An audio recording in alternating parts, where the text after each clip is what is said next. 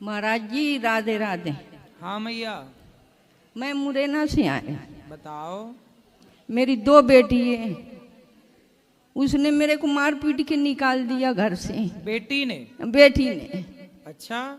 और दूसरे के संग रहता है, दूसरे आदमी के संग रहता है। मेरे को मार मार के दीवार में पटक पटक के मारी, मुंह पटक पटक। कौन, बेटी ने कि बेटे ने? बेटी ने। बेटा नहीं है मेरा एक भी, लड़की है 2 बस। तो बेटियां मारती हैं आपको? आओ। शादी हो गई उनकी? शादी है, लड़का एक दोनों पे। तो आपको क्यों मारती हैं? दूसरे के संग रहता है इसलिए। कौन रहता है? लड़की दूसरे आदमी के संग रहता है। शादी वाले को तो छोड़ दिया, दूसरे के संग। अच्छा, अपने पति को छोड़ के हाँ, पराये पुरुष के संग रहती है? हाँ। तो आपने समझाया उनको? हाँ समझाया, तई मेरे को दीवार से पटक पटक के मारी, बिन्ने खूब घर से निकाल दी। अच्छा। यूं तो दोनों बेटी ऐसी हैं? दोनों। फिर अब बताओ मैं क्या आपकी सेवा करूं? अब महाराज जी मैं यहाँ आवे को रह गए, आपकी कृपा है तो मैं यहाँ बनी रहा हूँ आपके पास। ठीक है मैया, आपको यहीं रहना गौरी गोपाल में। आपका ये दास अनिरुद्ध बेटा बनकर आपकी सेवा बहुत करेगा। तुम्हारी महाराज जी, बहुत कान क्या करा। आप चिंता ना करो, आप यहीं रहना। अब यहीं रहना है। अभी आपकी व्यवस्था करा रहे हैं बेटा। ले जाओ, मैया को रखवा जाओ, अच्छे से जाओ। बेटियों का नंबर देना, मैं बात करूंगा ना एक थोड़ी। छोड़, देखो कैसी बेटियां हैं। महाराज जी बात नहीं करते, यूं कहते मर गए, हमारा मैयो नहीं है, मर गए, यूं कहता है मर गए। देखिए, जब स्त्री के भीतर स्वार्थ चढ़ता है ना, पर पुरुष का स्वार्थ देखो, अपनी माँ को और अपने पति को और बच्चों को भी छोड़ दिया क्या? बच्चा उनके साथ रहता है, और मेरे सब गिरस्ती बेच बाच के पैसा खाए पी के हम मार मार के निकाल दे। खूब मारी, दीवालन से पटक पटक के। तेजाब डाल रही थी मुंह में पकड़ के, तेजाब। फिर बड़ी मुश्किल से निकल के आई महाराज। ऐसे शीशी तेजाब के डारे मुंह में डाल रहा था। बड़ी दुष्ट बेटियां हैं भाई, क्या करें बताओ। ऐसी बेटियां गजब कर दिया बेटा। सही। दोबारा कैंसर का ट्यूमर हो रखा है। डॉक्टर साहब ने मेरे को 40 लाख का बिल दे दिया 1 साल का। फिर दोबारा बोला आपका अभी इलाज चलेगा, और अभी जो रसिया में जो इंजेक्शन लॉन्च हुआ है वो जो मुझे पढ़ना है, 2 लाख का एक करीब इंजेक्शन इसमें लिख रखा है। चलो मुझे भगवान पढ़ना सब है, ठीक करेंगे। जरा मेरे को हेल्प चाहिए था। होगा। आप खाने पीने पे कंट्रोल करो, सब सही होगा। राधे राधे गुरु जी। जी मेरा ये सवाल था गुरु जी, हम बिहार से आए हैं, भागलपुर जिला से। हम जब चंदन लगाते हैं इस पे गांव का मतलब कि अच्छा नहीं लगता है कि हम चंदन लगाते हैं तो। कौन बोलता है?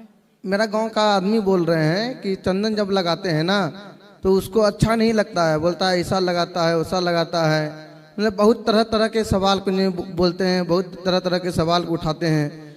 हम 6 साल बम्बई में भी रहे हैं, 6 साल हम बम्बई में भी रहे हैं महाराज जी।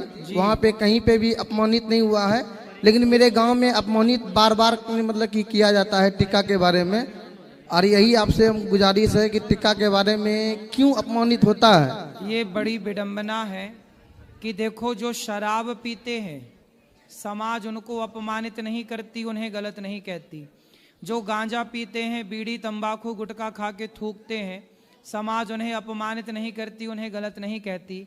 पर कोई माला पहन ले, तिलक लगा ले और भगवान का नाम जपने लग जाए, लोग उसका मजाक उड़ाते हैं, लोग उन्हें गलत कहते हैं। हम ये सनातन का बहुत बड़ा दुर्भाग्य है कि लोग अपने धर्म का और अपने धर्म के आचरण पर चलने वाले लोगों का अनादर करते हैं, और जो खुलेआम गलत हैं उन्हें लोग गलत नहीं कहते।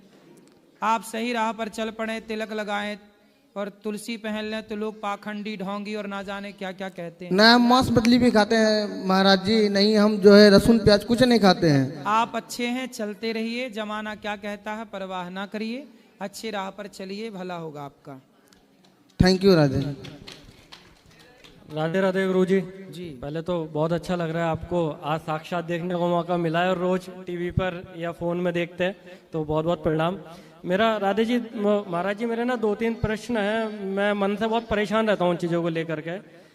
पहले मैं मीट मछली बहुत खाया करता था, लगभग डेली खाया करता था। मुझे बाबा नीम करोली महाराज जी, मैं उन्हें अपने जीवन में गुरु मानता हूँ। उनकी प्राप्ति के बाद से सब कुछ छूट गया, सब मैं बिल्कुल इन सब चीज़ों से दूर हो गया। नशा कभी नहीं किया, लेकिन मीट मछली खाता था। लेकिन मेरे मन में एक प्रश्न है कि बचपन में या जाने अनजाने में कई बार बहुत सारे ऐसे कर्म हुए हैं, जैसे चींटी मर गई, मच्छर, हम लोग घर में है, मोर्टीन लगा रहे हैं, मच्छर मर रहे हैं, तो जाने अनजाने में जीव हत्या बहुत हो रही है, उसका क्या होना है महाराज जी? कोई बात नहीं, उसके प्रायश्चित के लिए सूर्य भगवान को जल चढ़ाया करिए, नित्य भगवान नाम का जाप करिए। आप कोशिश करिए कि अब जीव हत्या ना हो। कुछ जीव हत्या आप चाह कर नहीं करते, पर मजबूरी में करना पड़ता है। ये नित्य के पाप होते हैं। भगवान का कीर्तन करने से सारे जाने अनजाने में किए गए पापों से मुक्ति मिलती है। कीर्तन और भगवान के चरणों में समर्पण। महाराज जी एक प्रश्न और है, मेरी शादी को 10 वर्ष हो गए हैं और अभी कोई संतान नहीं है। पिछले लगभग 1 साल पहले से मैंने वृंदावन आना शुरू किया। मेरे जीवन में कृष्ण नहीं थे। पहले गुरु की प्राप्ति हुई बाबा नीम करोली महाराज जी की, उनके बाद में मुझे श्री कृष्ण भगवान की प्राप्ति हुई। बिल्कुल। मेरे सपने में मैंने एक दिन देखता हूँ कि मेरी पत्नी ने एक बच्चे को जन्म दिया है और मैं उनको देख रहा हूँ हाथ पर उठाकर, ये बाके बिहारी जी हैं, लड्डू गोपाल जी हैं। तो इसका क्या अर्थ है? अब बिहारी जी से आपका संबंध जुड़ गया है तो आपके बच्चा भी होगा, भगवान देंगे। लेकिन महाराज जी उसके तुरंत बाद में वृंदावन आता हूँ और मुझे खुशखबरी मिलती है, लेकिन उसके कुछ समय बाद कुछ ऐसा होता है कि मुझे ऑपरेशन कराना पड़ गया और मेडिकल साइंस ने मना कर दिया है बिल्कुल। क्यों? कुछ ऐसी चीज़ें हो गई हैं, ऑपरेशन कराना पड़ा, तो उन्होंने कहा कि दूसरी टेक्नोलॉजी से करना पड़ेगा। लेकिन अभी मैं फिर भी मैं सिर्फ और सिर्फ ईश्वर में विश्वास रखता हूँ। मैं जानता हूँ जो साइंस के पास नहीं है वो भगवान चाहे तो पल भर में सब कुछ बदल सकते हैं। बिल्कुल, भगवान करतुम अकर्तुम अन्यथा कर्तुम सर्वसामर्थ्य, सब कर सकते हैं। गुरुजी कभी कभी जब करिए बस। देखो आपके लिए एक बात बताऊं, बेटा हो जाए भगवान करे आपके और आपका सारा कष्ट दूर हो। दूसरा एक पक्ष ये भी है कि भगवान यदि कुछ नहीं देते तो उनके ना देने में भी उनकी कृपा मानना चाहिए। जी गुरुजी बिल्कुल। इसलिए आप हर हाल में भगवान की शरण में रहकर खुश रहिए।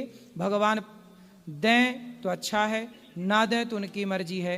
हम इस संसार में बच्चे पाने आए ही नहीं। बिल्कुल, हमारा बिल्कुल। जन्म इस संसार में स्वामी विवेकानंद जी ने कौन सा बच्चा पाया? जी। मीराबाई तो इतनी बड़ी भक्त थी, कौन सा पुत्र पाया? उन्होंने पुत्र नहीं पाया, उन्होंने भगवान को ही प्राप्त कर लिया। पायो जी मैंने राम रतन धन पाया। महाराज जी एक अंतिम प्रश्न है। बाबा नीम करोली महाराज जी के लिए 2 शब्द आपके विचारधारा क्या है? बहुत अच्छे संत हैं, उन्हें कहा जाता है कि वो हनुमान जी के ही अवतार हैं। तो ये संत इस धरती पर अनेक अनेक समय पर अनेक अनेक टाइम पर भक्तों के कल्याण के लिए, भक्ति के प्रचार के लिए ऐसी शक्तियां भगवान अपनी भेजते हैं, नीम करोली बाबा जी के जैसी।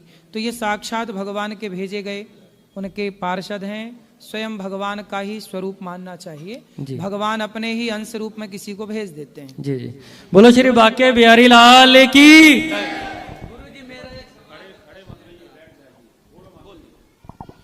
जय श्री नारायण। बेटा जी ठीक हो? आपका कंधा कैसा है? ठीक है। आपका था ना, मैंने देखा था। हाँ सही है। 2020 से मैं आपकी कथा सुन रही हूँ। कोरोना काल से 3 बार मैं आ चुकी हूँ, श्रोती हूँ। मार्च में पूरी कथा सुनी, दिसंबर में पूरी कथा सुनी मैंने आपकी। आती थी जाती थी। तो पहले मैं ना नया था ना, तो मैं आपकी कथा ऐसे कर देती थी। मेरे तो घर की बातें कई लोग करते हैं। फिर बाद में मैंने सोचा कि ये तो एक पंथ 4 काज कर रहे हैं। जो घर में क्लेश होगा तो भगवान का नाम कैसे, ध्यान कैसे लगेगा? जी। क्लेश होगा, सास बहू का हो चाहे भाई किसका भी हो, तो ध्यान कैसे लगेगा? फिर मैंने सोचा उस वक्त के बाद तो मेरा हर वक्त भाई बैठी है, पूछ लो, हर वक्त यही कथा चलती है। मेरे गुरुजी हैं, पर मैंने आपसे बहुत कुछ सीखा है। आपसे मैंने एक बात बहुत अच्छी सीखी है, खुश रहो और खुशियाँ बांटो। आप भी खुश रहते हो, मस्त रहते हो, मैं भी आप मस्त रहती हूँ और खुशियाँ बांटती हूँ। हाँ जी। तो मेरा ये प्रश्न है मेरे 2-3 प्रश्न है कि अनन्यता क्या होती है? अनन्यता, आप कहते हो ना धार्मिक प्रश्न पूछा करो, तो ये अनन्यता। हाँ जी। एक भगवान के सिवा कोई दूसरे का ध्यान ना हो, अनन्य भाव से। हाँ जी। जहाँ एक के सिवा दूसरा ना हो, एक में पूर्ण समर्पण हो। हाँ जी। वही है अनन्यता। हाँ उस जी। एक ईश्वर के सिवा कोई दूसरा ख्याल ना, हाँ जी। दूसरे में समय ना हो, दूसरे में दृष्टि ना हो, एक भगवान के अतिरिक्त कोई ना हो। हाँ जी। ये अनन्य, चाहे ये प्रेम पत्नी से हो कि पत्नी के सिवा दूसरा कोई हाँ नहीं। जी। ये प्रेम पति से भी हो कि पति के सिवा कोई नहीं, यही अनन्य भाव है, चाहे वो पत्नी के लिए हो या पति या भगवान के लिए। हाँ जी, वो अनन्य भाव यही है कि एक के सिवा दूसरा ना हो। अच्छा, फिर हम ये लोग जो अंगूठियां पहनते हैं, पीपल में ये चढ़ाओ, ये करो, ये अनन्यता तो ना हुई ना? मैं ये पूछना चाह रही थी। जब तक वो अनन्यता नहीं है, जब तक वो समर्पण नहीं है, तब तक पीपल है, तब तक ये है, तब तक वो। जो उन देवों की पूजा करते हैं, अंगूठियों हमारे यहाँ देखो तुलसीदास जी क्या कहते हैं, और देवता चित्त न धरई, और देवता चित्त न धरई, मतलब और देवताओं को चित्त में धरने की जरूरत नहीं है, एक राम चित्त में बैठे हों बस। अच्छा। लेकिन जब राम पूर्ण बैठ जाए तब फिर दूसरे की जरूरत नहीं है। जब तक राम ना बैठे हों तब तक इस देवता उस देवता के पास लोग भटकते हैं। अकामः सर्व कामो वा मोक्ष कामा उदारधि तीव्रेण भक्ति योगेन यजेत पुरुषम परम। एक ईश्वर के प्रति तीव्र भक्ति हो, अनन्य प्रेम हो, तो दूसरे देवी देवता अपने आप छूट जाते हैं। तो दूसरे देवी देवता तब तक लोग करते हैं जब तक उन्हें अपने इष्ट में, अपने ईश्वर में अनन्यता नहीं आती। जो दूसरों से जुड़े हैं अन्य देवी देवताओं के चक्कर में, मतलब इनके भीतर अभी अनन्यता है नहीं है। जब एक ईश्वर के प्रति अनन्य भाव होगा, समर्पण होगा, तो दूसरे के कोई चाह ही। ये अंगूठियां जो पहनते हैं सब, ये अंगूठियां जो होती हैं यह अपना कार्य करती हैं। अच्छा। जैसे कि जो राशि है जिसकी, यदि वो उस अंगूठी को धारण कर उस राशि के रत्न को, ये पत्थर है एक प्रकार का, अंगूठी क्या है? एक पत्थर है। और वो पत्थर क्या करता है कि वो पूरे प्रकाश को इकट्ठा करता है और वो पूरी एनर्जी आपको दे देता है। यदि आपने गुड़ पत्थर पहना तो उसका प्रभाव, पत्थरों का अपना प्रभाव होता है। जैसे कुछ पत्थर होते हैं ना, गर्मी में ठंडे रहते हैं, तो वो उनका स्वभाव है, नेचुरल है। उसी तरह पत्थर का काम है। तो वो जैसे मोती होता है, यशोदा मैया कन्हैया को मोतियों की माला पहनाती हैं। इससे मोती सुंदर नहीं लगते, इससे भगवान के सुंदरता से मोती और खूबसूरत लगने लगते हैं। मोतियों से भगवान सुंदर नहीं लगते, भगवान से मोती खूबसूरत लगने लग जाते हैं। तो मोती जो है ना ठंडा होता है। यदि किसी को गुस्सा ज्यादा आए तो इस उंगली में, छोटी उंगली में, चांदी में मोती पहना देने से उसका गुस्सा कंट्रोल होता है। पत्थर अपना कार्य करता है लेकिन भगवान अपना कार्य करते हैं। अंत में फिर एक समर्पण भगवान है। यही अनन्यता होगी तो इसकी जरूरत ही नहीं पड़ेगी, चीजों की जरूरत नहीं पड़ेगी। अच्छा गुरुजी, दूसरा प्रश्न है कि मौन कैसे होता है और क्या कहते हैं मौन को? कैसे मौन? हाँ जी, मौन का क्या मतलब है? मौन, हाँ जी, मौन का मतलब है कि आप बस एक भगवान का स्मरण करें, जब भी बोलें सत्य बोलें। जब भी बोलें सत्य बोलें, सब पर दया के भाव से बोलें और सदा भगवान का नाम बोलें। आप खूब नाम जप रहे हैं और सदा सत्य बोल रहे हैं तो आपका मौन व्रत ही है। अच्छा। चुप रहने का नाम मौन नहीं है। सत्य बोलना और सदा भगवान नाम ही वाणी पर हो, यही मौन है। अच्छा। सहन करने की शक्ति कब तक होती है? अंतिम सांस तक। तुलसी दया न छोड़िए जब तक घट में प्राण। नहीं, सहन कब तक करना चाहिए? सहन अंतिम सांस तक करना चाहिए। क्या सहन, सहन की अलग अलग बातें है ना। क्या सहन? घर में कैसे सहन करना चाहिए? घर में? घर में किसकी? बहू की? नहीं नहीं, बहुत अच्छी है। फिर बेटा वैसे किसी की भी हो, मतलब तो फिर घर की बातें पति की है, परिवार की, तो सहो कर क्या सकते? नहीं, कितने तक सहन करना चाहिए पूछ रही हूँ भाई। कितने तक आपकी क्षमता? कितने तक? हाँ जी, यही पूछ रही हूँ। तो बस करते रहो मेरी माँ। उसका कोई गृहस्थों के जो सवाल है ना, इनका कोई समाधान नहीं है। इनका समाधान यही है, चुप रहो। चुप रहो बस। क्या बोल के भी क्या पाओगे? अभी तक तो बोल ही होगा ना आपने। हाँ जी। पर बोल के भी क्या मिला? हाँ जी। इसलिए चुप रहो। अच्छा। और वो क्या, ये भैया मैया को रखवा दो ना, चालू जाओ। मोबाइल गुरु मैया को रखवा जाओ।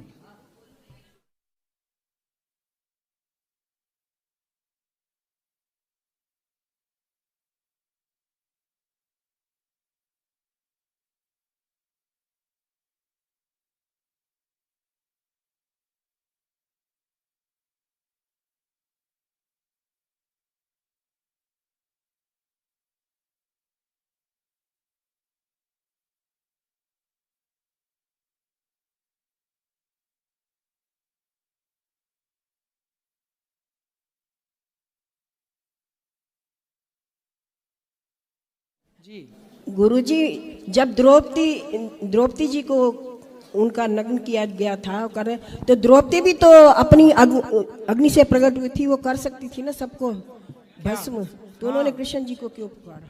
क्योंकि जो काम भगवान का है वो भगवान ही करेंगे ना मैया। द्रौपदी का काम नहीं था भस्म करना। अच्छा, जो यदि भगवान का काम है तो भगवान, इसलिए कहते हैं कि आप भगवान पर सौंप दो, भगवान अपने हिसाब से करेंगे। अच्छा, अब सौंप दिया इस जीवन का सब भार तुम्हारे हाथों में, सब वो करेंगे, सब अपन कर लेंगे तो फिर भगवान क्या करेंगे? अच्छा बेटा जी, भगवान के काम भगवान को करने दो। हम बेटा जी आप बहुत अच्छे हो, बहुत अच्छे हो। आपका नाम मैंने मिट्टू रखा हुआ है। किसने कोई रखा, मेरा मिट्टू बेटा, मेरा ये मिट्टू। तो मिट्टू सुखदेव जी थे। आपकी वाणी इतनी मीठी, इतनी सरल, इतनी सादगी, इतना प्यार है आपकी बात में। एक बार मैं वहाँ मार्च में बैठी थी, आपको वहाँ नजर पड़ गई, मेरे को कुर्सी दिलवाई आपने, और वहाँ पे सेवादारों ने मुझको पानी पिलाया। सर मेरी ऐनक टूट गई, ऐनक भी आपने बोला इसकी ऐनक ठीक करो बेटा, रख दो बेटा, जोड़ लड़का जोड़ लाएगा। उन्होंने मेरी ऐनक भी जोड़ दी। बताओ इतनी सेवा होती है यहाँ पे। आपने उधर खुश रहिए, बात करेंगे। एक कर लो। गुरु जी राधे राधे। अच्छा खुश रहिए, बैठो। राधे राधे गुरु जी, आपके चरणों में कोट कोट नमन, कोट कोट वंदन, कोट कोट प्रणाम। मैं सूरत से आया हूँ गुरु जी। बहुत सारे युवाओं का प्रश्न है, सब लोग 12 घंटा ड्यूटी करते हैं सूरत में, बहुत सारे लोग, करोड़ों लोग करते हैं। उनका यही प्रश्न है कि 12 घंटा जैसे ड्यूटी करते हैं तो वो लोग भजन कीर्तन नहीं कर पाते, तो कोई ऐसा सरल उपाय बता दो कि मतलब कि वो भजन कीर्तन भी कर सके, अपना ड्यूटी भी कर सके और धर्म से जुड़े भी रहे। यही सब मतलब मेरे दोस्तों का सवाल है। बहुत सरल है। ड्यूटी करते समय, काम करते समय, आप क्या ड्यूटी करते हैं? मैं एम्ब्रॉयडरी मशीन चलवाता हूँ। तो मशीन चलाते रहो। हाँ। और भीतर आपके अंदर जैसे आप मशीन चलाते हो, हाँ। उस समय आपका दिल धड़कता है कि नहीं? धड़कता है। बस उसी तरह हर धड़कन में भगवान हो। श्रीमन्नारायण, श्रीमन्नारायण, भगवान का नाम।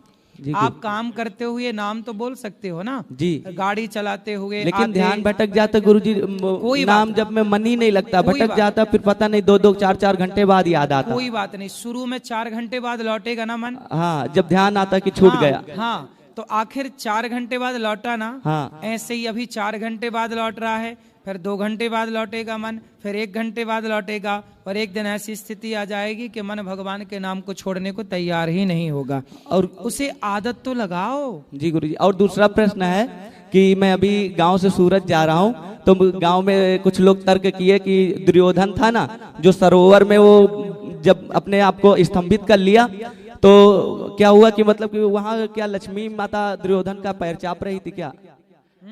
लक्ष्मी माता दुर्योधन का वो सरोवर में पैर चाप रही थी क्या?